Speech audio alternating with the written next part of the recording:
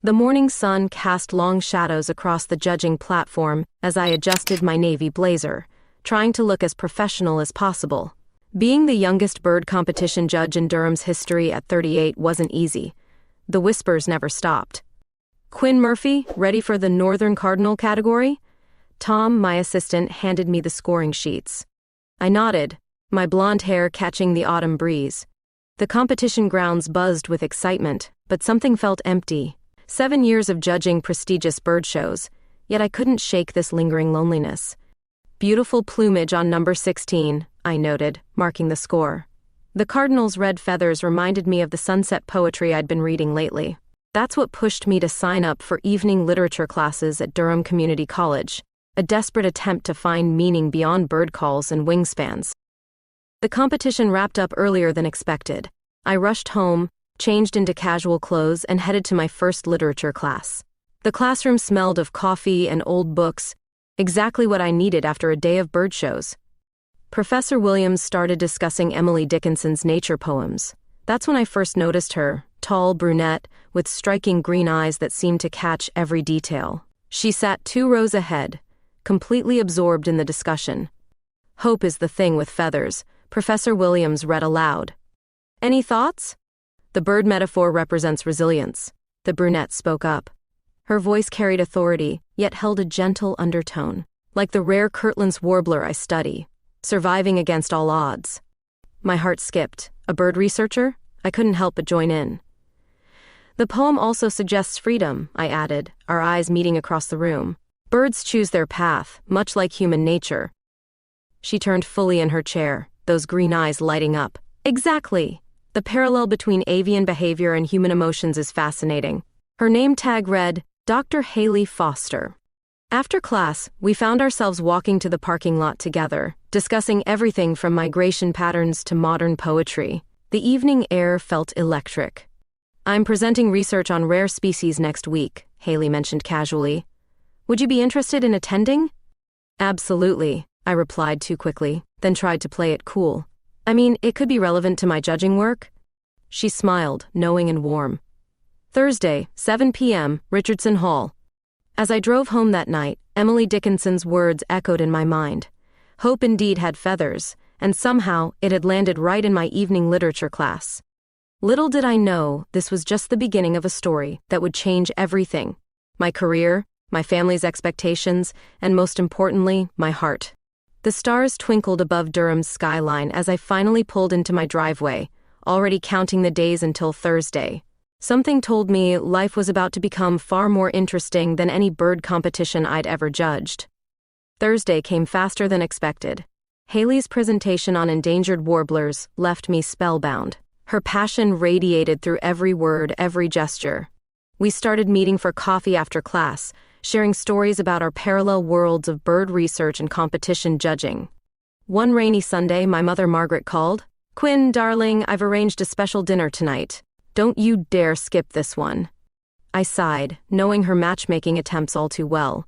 "Mom, I'm swamped with competition paperwork." "Nonsense. I've been reading about these modern courtship services. The one I chose seems quite reputable." My stomach dropped. "What services?" "Just be here at 7, dear." Desperate to avoid another blind date, I called Haley. "Save me?" Mom's up to her usual schemes. Her laugh warmed my ear. "Need moral support? Please. You're the only one who understands my bird-obsessed world." When we arrived at my parents' Victorian house, Mom opened the door and froze. Her eyes darted between us, then lit up with unexpected joy. "Oh, you must be the one. The profile didn't do you justice." Before I could correct her, she pulled Haley into a tight embrace. "I'm so happy Quinn finally found someone special through that service." My face burned. "Mom, what service?" She whispered loudly, "The mail-order bride website, dear. Though I must say I thought you'd choose someone more traditional." Haley caught my panicked look and, to my surprise, played along. "Mrs. Murphy, your daughter is quite extraordinary." Mom ushered us into the dining room, already setting an extra place for Haley. "Call me Margaret, dear. Now, tell me about yourself."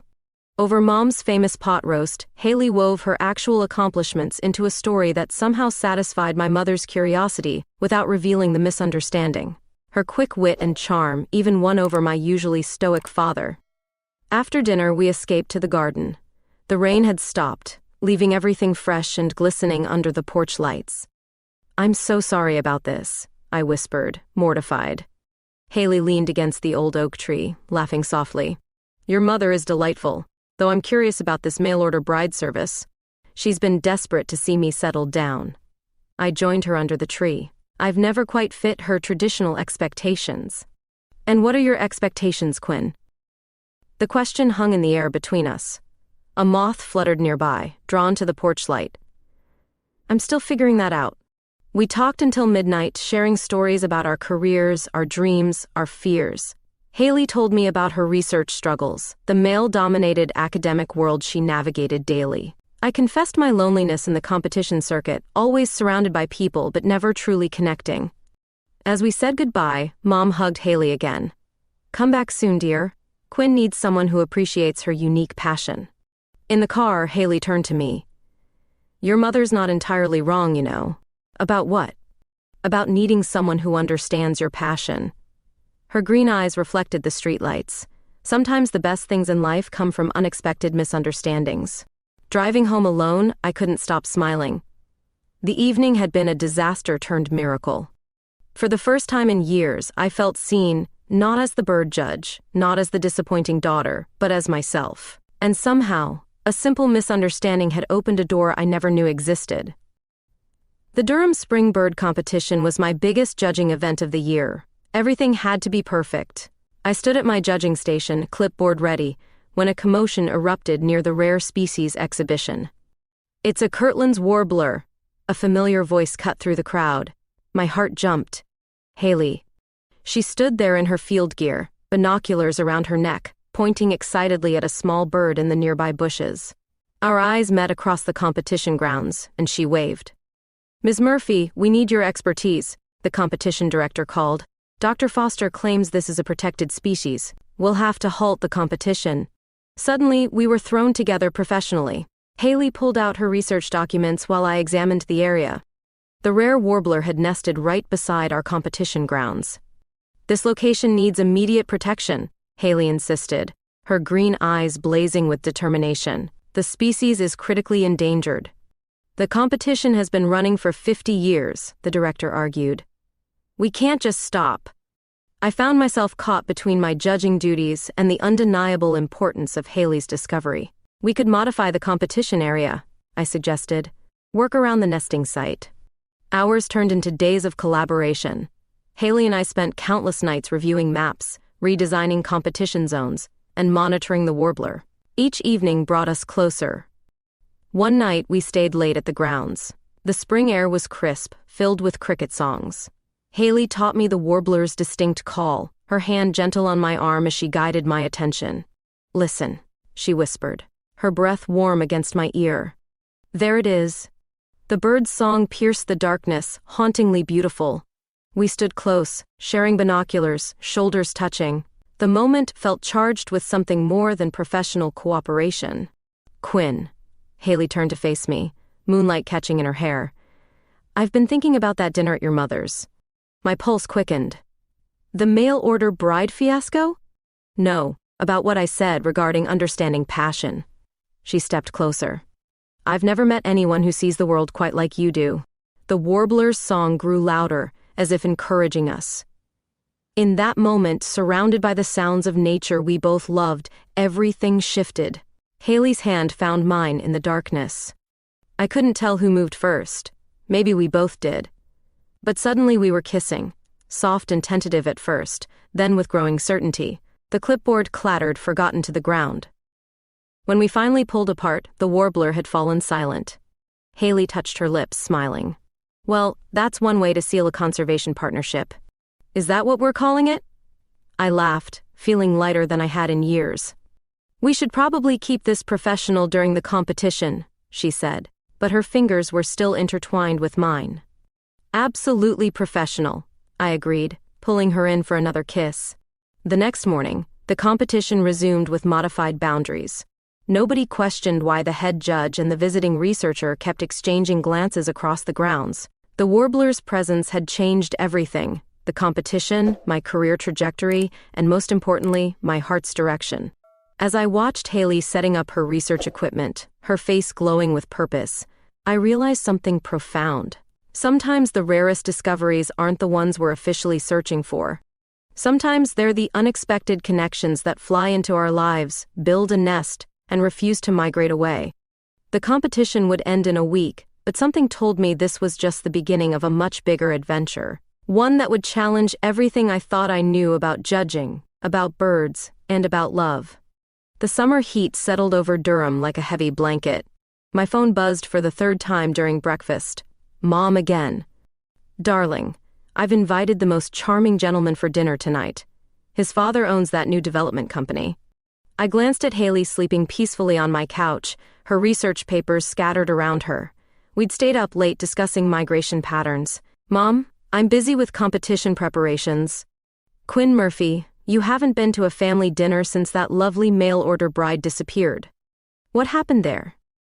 If she only knew Haley hadn't disappeared at all. Mom, please. James will be here at 7. He's quite successful. Before I could protest further, Haley stirred. Morning, she mumbled, stretching. Family drama? I dropped onto the couch beside her. Mom's playing matchmaker again. Some developer's son. Ah, the eternal quest to find you a suitable husband. She pulled me closer, kissing my temple. Want me to come along? And explain how my mail-order bride mysteriously transformed into my girlfriend? The word slipped out before I could catch it. We hadn't officially labeled this thing between us yet, but Haley just smiled, running her fingers through my hair. I could come as your colleague, she suggested. Professional support during family obligations. That evening, Mom's face lit up when she saw Haley. Dr. Foster, what a lovely surprise. And James, this is Quinn's, research associate. James was exactly as expected, polished, privileged, and utterly boring. He droned on about real estate developments while I pushed food around my plate. Actually, Haley interrupted his monologue about property values. Those developments are threatening several critical bird habitats. Mom's smile tightened. Perhaps we could discuss something less controversial? Like Quinn's eternal singlehood? My sister chimed in unhelpfully. Under the table, Haley's hand found mine. Her touch anchored me, gave me strength. I'm not single, I said quietly. The table fell silent. I'm just not looking for what you want from me, Mom. Later that night, Haley suggested a spontaneous trip to the coast. You need a break from family expectations. The weekend at the bird sanctuary was exactly what I needed. We watched sandpipers dance along the shore, counted migrating pelicans, and forgot about everything else. Saturday night, we sat on the beach. The waves provided perfect cover for conversation. Your family means well, Haley said, drawing patterns in the sand. They want me to be someone I'm not. I watched the horizon, the perfect daughter with the perfect husband and perfect life. And what do you want? I turned to her, taking in her windswept hair and understanding eyes. This, watching birds, doing what I love, being with someone who gets it, gets me. She leaned in, kissing me softly. The ocean breeze carried the scent of salt and possibility. Then that's what matters, she whispered against my lips. Sunday evening came too soon. As we drove back to Durham, Haley's hand resting on my knee, I realized something. Family pressure hadn't disappeared, but it felt different now, more manageable. Thank you, I said at a red light. For what? For helping me navigate this, for being my sanctuary. She smiled that smile that still made my heart flutter. Birds of a feather, right? Back home, Mom called again. I let it go to voicemail, choosing instead to curl up with Haley on the couch, watching documentaries about rare birds. The path ahead wouldn't be easy. There would be more awkward dinners, more setups to dodge, more expectations to challenge, but for the first time, I wasn't facing it alone. Sometimes the family you choose understands you better than the family you're born into. As Haley dozed off against my shoulder, I realized that maybe, just maybe, this was the perfect life, just not the version my family had imagined for me. Autumn painted Durham's trees in brilliant colors when the first sign of trouble arrived. I was reviewing competition scores in my office when Haley burst in, face pale. "He's back," she said, dropping into the chair across from me. "Richard's trying to cut my funding." Richard Foster, Haley's ex-husband and senior board member at Durham University. I'd heard enough stories about him to feel my blood pressure rise. "What happened?" "He's claiming my research lacks academic merit." Her hands trembled slightly. "Says studying endangered warblers is a waste of university resources." I reached across the desk, taking her hand. "He can't do that. Your work is groundbreaking." "He's convincing the board to redirect funds to more practical research." She spat the words. "Development impact studies, coincidentally led by his new wife's department." The university board meeting was scheduled for the following week. Haley spent nights preparing her defense, while I called every contact I had in the ornithological community. The morning of the meeting, rain pounded against the windows of Richardson Hall. Richard stood at the podium, all-expensive suit and calculated charm. "Dr. Foster's research, while interesting, lacks practical application," he said smoothly. "The university's resources could be better allocated." I watched Haley from my seat, saw her straighten her spine. She'd worn her field jacket instead of formal attire, a statement in itself. "The Kirtland's Warbler Project has identified 3 previously unknown breeding grounds," she began. "Our research directly impacts conservation policy." "Sentimental attachment to birds hardly justifies the budget," Richard interrupted. Something snapped inside me. I stood up, ignoring protocol. "If I may address the board?" The chairman nodded, surprised. "Ms. Murphy, you're not university staff." "No, but I am the head judge of the North American Bird Competition Circuit." I moved to the front. "Dr. Foster's research has revolutionized how we understand avian behavior. Her work has been cited in international conservation laws." Richard's smile turned cold. "And your relationship with Dr. Foster has nothing to do with this endorsement?" The room went silent. Haley's eyes met mine across the space between us. "My professional reputation speaks for itself," I said firmly, "just as Dr. Foster's research does. Or are you suggesting the entire ornithological community is biased?" I presented letters from leading researchers, conservation impact reports, and economic benefits of species preservation. By the time I finished, Richard's smirk had vanished. The board voted to maintain Haley's funding. As people filed out, the rain finally stopped. We found ourselves in the empty parking lot, emotions running high. Haley pulled me close, not caring who might see. "That was incredible," she whispered, then kissed me with an intensity that made me forget where we were. The kiss tasted of victory and something deeper, a shared understanding that we'd crossed a line. No more hiding. Later, in the soft glow of my apartment, Haley traced patterns on my arm. "Richard always said my work was just a hobby. He never understood your passion." "No," she smiled, "but you do." Thunder rolled in the distance as we lay there, talking about the future, about research possibilities, about competition seasons, about being true to ourselves. "I was afraid," Haley admitted. "Not of losing the funding, but of him using our relationship against me." I pulled her closer. "Some things are worth fighting for." Outside, the storm cleared, leaving behind that peculiar fresh scent that follows rain. Like nature itself had washed away the past's shadows. "You know," Haley mused, "birds don't care about academic politics or ex-husbands. Or what anyone thinks about who they choose to love," I added. She smiled against my shoulder. "Exactly." That night marked a turning point. We'd faced our first real challenge together and emerged stronger. Like the rare birds we studied, we'd found our own way to soar above the storms. The envelope arrived on a crisp October morning. No return address, just a typed letter questioning my objectivity as head judge. According to the anonymous writer, my personal relationships were influencing competition scores. "This is ridiculous," Haley said, reading over my shoulder. "Your judging record is impeccable." But the seed of doubt had been planted. At the next competition, I felt eyes following my every move. Each score I gave was scrutinized. Every interaction with Haley analyzed. The whispers grew louder when I awarded top marks to a rare warbler exhibition. The fact that it genuinely deserved the score didn't matter. Someone had decided I was compromised. "The committee's calling an emergency meeting," Tom informed me one evening. Someone filed a formal complaint. Haley was in her research lab when I told her. She immediately set aside her work. This has Richard written all over it. We don't know that. Quinn, he's friends with half the competition circuit. Who else would care enough to try to discredit you? She was right. The timing was too perfect, right after the funding battle. But proving it would be another matter entirely. The investigation committee convened the following week. I sat before them, defending years of careful judging. Ms. Murphy, can you explain these scoring patterns? The chairman pushed forward a stack of papers. Each score reflects standardized criteria, I began, but was cut off. And your relationship with Dr. Foster has no bearing on your decisions? Before I could respond, the door burst open. Haley strode in, carrying a laptop.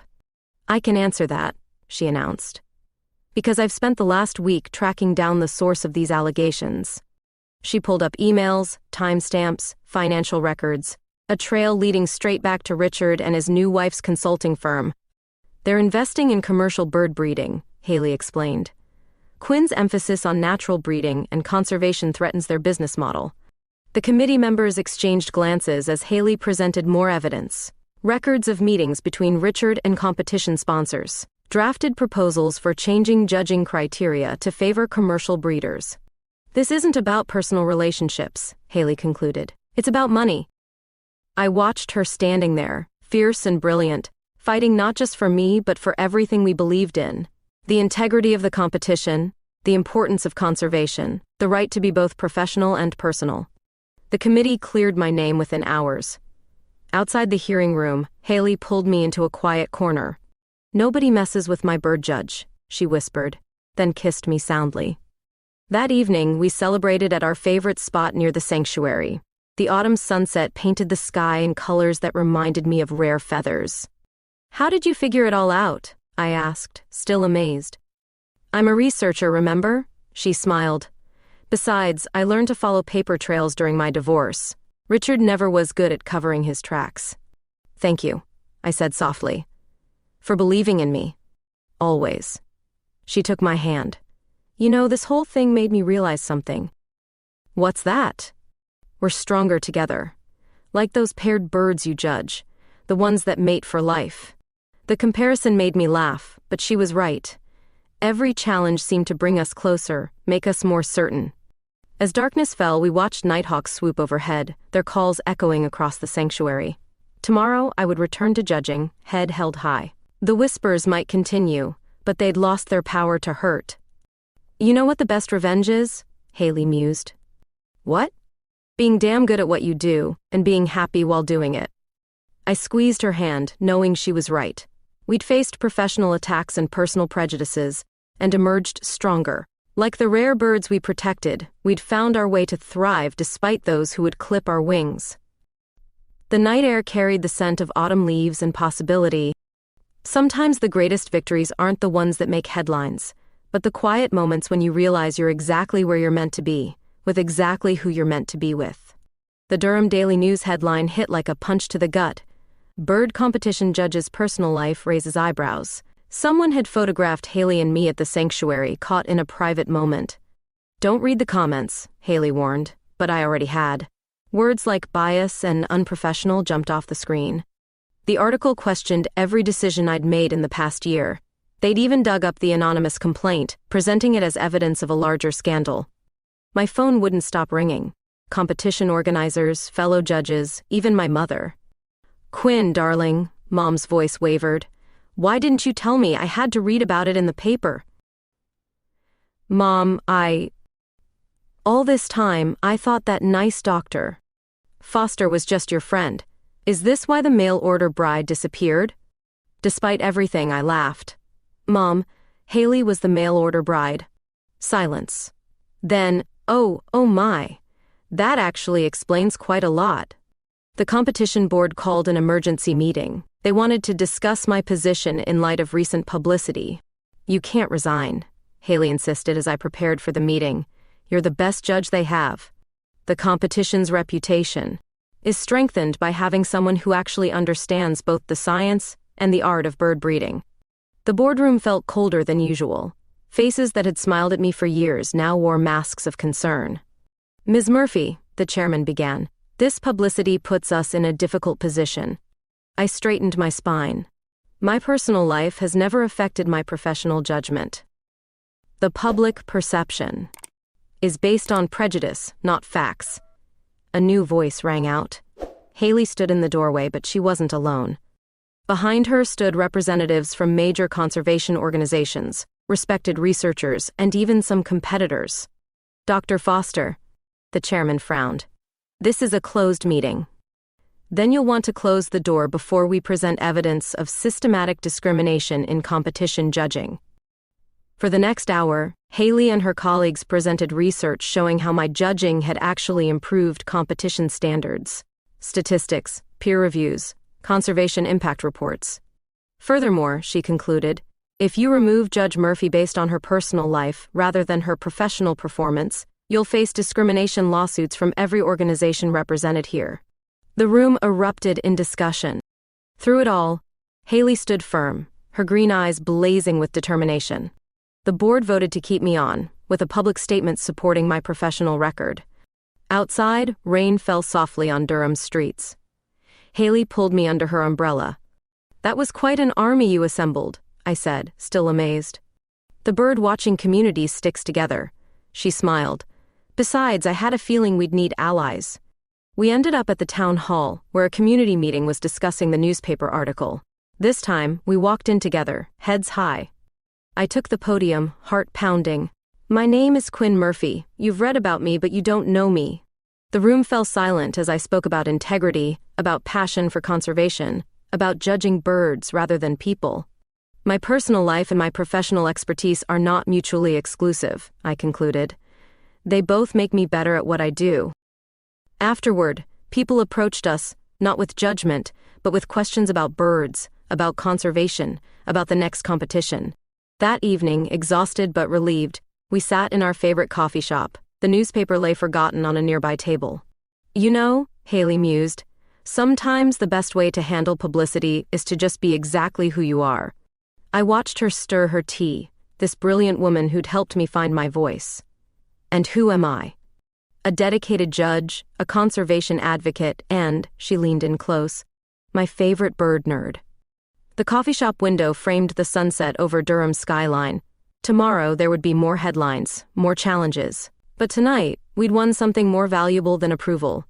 We'd claimed our right to be ourselves, publicly and proudly. "You're bird nerd, huh?" I smiled, taking her hand across the table. "Let them take pictures. Let them write their stories. Some things were worth being seen." The morning started with Haley's frantic call. "They're planning to develop the warbler habitat." I rushed to her research site, finding her staring at newly posted construction notices. The sanctuary where we'd shared our first kiss would become luxury condominiums. "Richard's development company," she said grimly. "They're calling it Paradise Views." The irony wasn't lost on me. Paradise for whom? Certainly not for the endangered species we'd spent months protecting. "There must be something we can do," I said, watching a warbler flit between branches. "Our warbler, the one that had brought us together." Haley spread out maps across her field station table. "The development will cut straight through 3 critical nesting areas." We spent days gathering data, building a case. Haley's research proved the habitat's significance, while my competition connections provided unexpected support. "The bird breeding community will back us," I assured her. "These warblers are part of our heritage." But at the city council meeting, we faced an uphill battle. Richard stood at the podium, all polished charm. "Progress requires sacrifice," he argued. "These developments will bring jobs, revenue."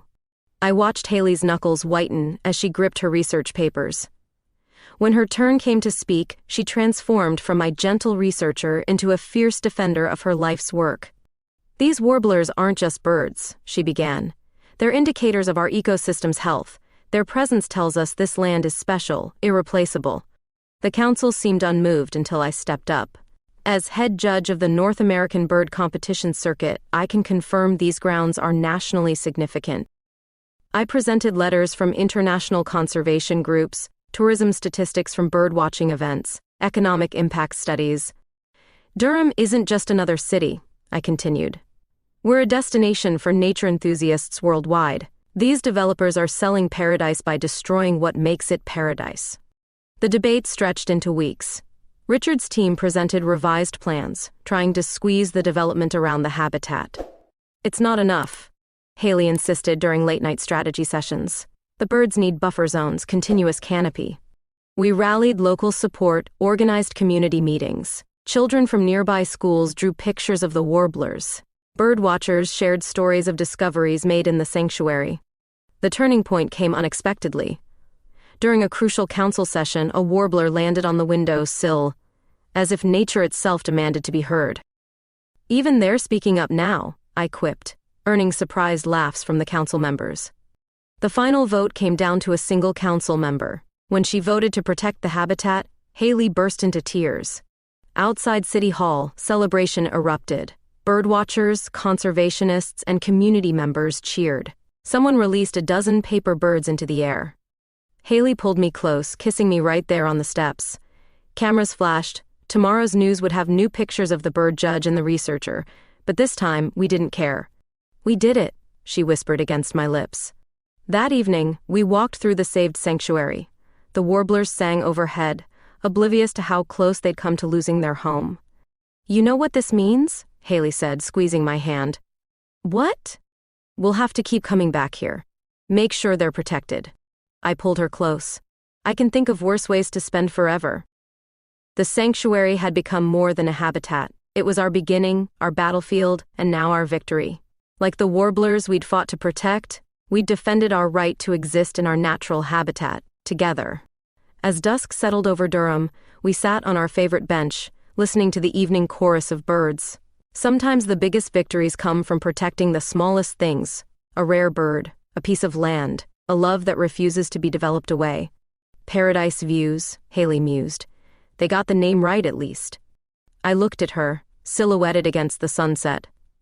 They certainly did. Thanksgiving loomed like a storm cloud on the horizon. Mom had been calling daily, insisting I bring that lovely Dr. Foster to dinner. They should know, Haley said one evening, watching me dodge another call. You're not ashamed, are you? Never. I kissed her temple. I'm just tired of disappointing them. Quinn Murphy, you've never disappointed anyone in your life. But my hands shook as I dialed Mom's number. About Thanksgiving, I'm bringing Haley as my girlfriend. Silence stretched across the line. Then, oh, well, I'll set an extra place. The drive to my parents' house felt longer than usual. Haley hummed along to the radio, her hands steady on my knee. We can still turn back, I joked weakly. Not a chance, bird judge. Mom opened the door before we could knock. Her eyes darted between us, lingering on our clasped hands. Happy Thanksgiving, Haley offered, holding out a bottle of wine. Dad sat in his usual armchair, newspaper creating a barrier between him and reality. My sister Sarah lounged on the couch, trying to hide her curious glances. So, Mom broke the awkward silence. How long has this been? Official? Remember that mail-order bride mix-up? I took a deep breath. It wasn't exactly a mix-up. Sarah choked on her wine. Wait, what? The story spilled out: the literature class, the competition, the sanctuary. With each detail, the tension in the room shifted. That's why you fought so hard for the warbler habitat, Dad said suddenly, lowering his newspaper. Haley nodded. It's where we first kissed. Mom dropped a serving spoon. Margaret Thompson's daughter kissed someone in a bird sanctuary? Actually, I smiled, finding courage in Haley's presence. I've done more than that. I've fallen in love. The words hung in the air like autumn leaves, waiting to settle. Dad cleared his throat. Well, at least she understands your bird obsession. James, Mom scolded, but there was a hint of a smile. Dinner was a strange dance of old patterns and new revelations. Mom asked about Haley's research, genuinely interested. Dad shared stories about watching birds in his youth. Remember when Quinn was 5? Sarah chimed in. She tried to build a nest in her room. For injured birds, I defended myself. For a family, Mom said softly. You always wanted to create your own kind of family. The words hit home. Haley squeezed my hand under the table. Later, in the backyard where I'd spent countless hours watching birds, Mom found us. I won't pretend I understand everything, she said. But I understand love when I see it. She hugged us both, whispering, "Welcome to the family, properly this time." The stars emerged as we drove home, Durham's lights twinkling below. That wasn't so bad, Haley mused. They're trying. I felt lighter somehow. That's more than I hoped for. Your dad asked for my warbler research papers. Mom invited us for Christmas. We laughed, the sound carrying away years of tension. Sometimes family surprises you. Sometimes they grow, like birds learning new migration patterns. At home, we curled up on the couch, watching late-night nature documentaries. The narrator discussed pair bonding in birds, how some species mate for life. Your mom called me her daughter-in-law, Haley said suddenly. Too soon? She smiled that smile that still made my heart flutter. Just soon enough. Outside, an owl called into the night. Inside, we'd created our own sanctuary, a place where love didn't need labels or explanations. Happy Thanksgiving, I whispered. Happy beginning, she replied. The truth had landed like a rare bird in my parents' home, and somehow, miraculously, they'd chosen to let it nest there. Spring arrived in Durham with a flurry of unexpected news. I was reviewing competition schedules when Haley burst into my office, waving a letter. I got it, her green eyes sparkled. The National Geographic grant. The prestigious research funding would support her warbler conservation project for 3 years. Years of dedication had finally paid off. They specifically mentioned our habitat preservation campaign, she said, breathless with excitement. The publicity actually helped. Before I could respond, my phone rang. The competition board chairman's name flashed on screen. Quinn, he said warmly, congratulations are in order. The board has unanimously voted to promote you to head judge of the Eastern Seaboard Circuit. 2 pieces of life-changing news in one day. The universe, it seemed, had a sense of timing. The Durham Natural Science Museum offered to host a joint celebration. The event drew everyone from academic colleagues to competition breeders, conservation activists to city officials. Quite a crowd, Haley whispered as we entered. She wore her field jacket over a dress, perfectly balancing professional and personal. The museum's main hall had been transformed. Display cases showcased rare bird specimens alongside photographs from our habitat preservation campaign. Dr. James Price, the university dean, took the podium first. Dr. Foster's research represents the finest tradition of combining scientific rigor with practical conservation. Applause filled the hall. I watched Haley accept her award, proud tears threatening to fall. Then the competition chairman rose to speak. In her years of service, Quinn Murphy has elevated our standards through unwavering integrity and expertise. As I accepted my new position, I caught sight of my parents in the crowd. Mom was actually beaming. The formal ceremony gave way to dancing. The museum's sound system played soft jazz while couples swayed beneath suspended bird displays. May I have this dance? Haley extended her hand, green eyes twinkling. We moved together under the watchful glass eyes of preserved eagles and owls. The irony wasn't lost on us. Remember our first bird-watching session? She murmured. When you claimed that warbler was rare just to spend more time with me? It was rare, she laughed. The fact that I wanted to spend time with you was just a bonus. The music shifted to something slower.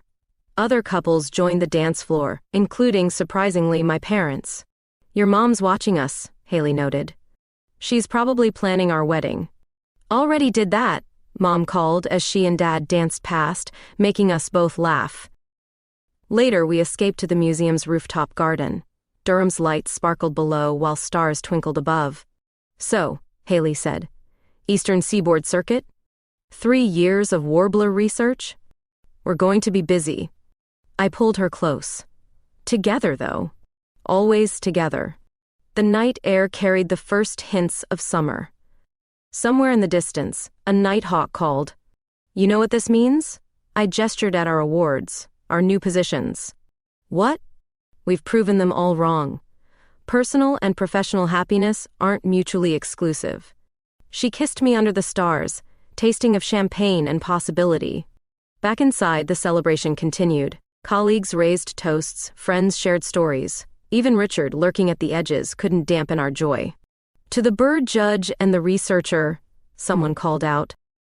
To love and science, another added. To new beginnings, Haley whispered. Just for me. We danced until midnight, surrounded by preserved specimens of rare birds. Like them, our love had become something worth preserving, worth celebrating.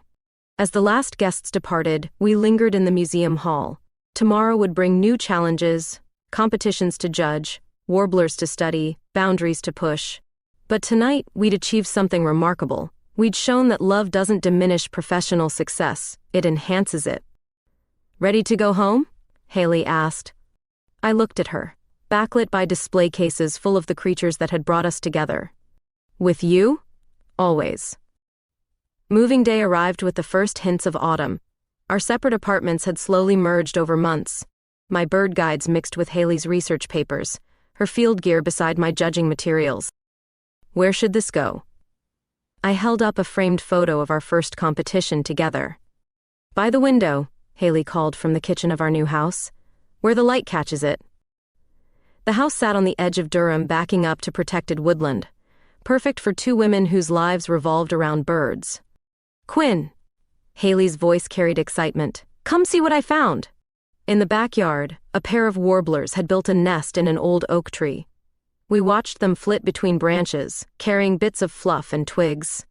They're housewarming gifts, I joked, wrapping my arms around her waist. Their approval. She leaned back against me. Even the birds think this is right. Unpacking revealed the story of U.S. ticket stubs from nature documentaries, pressed flowers from the sanctuary, photographs from the museum celebration. Remember this?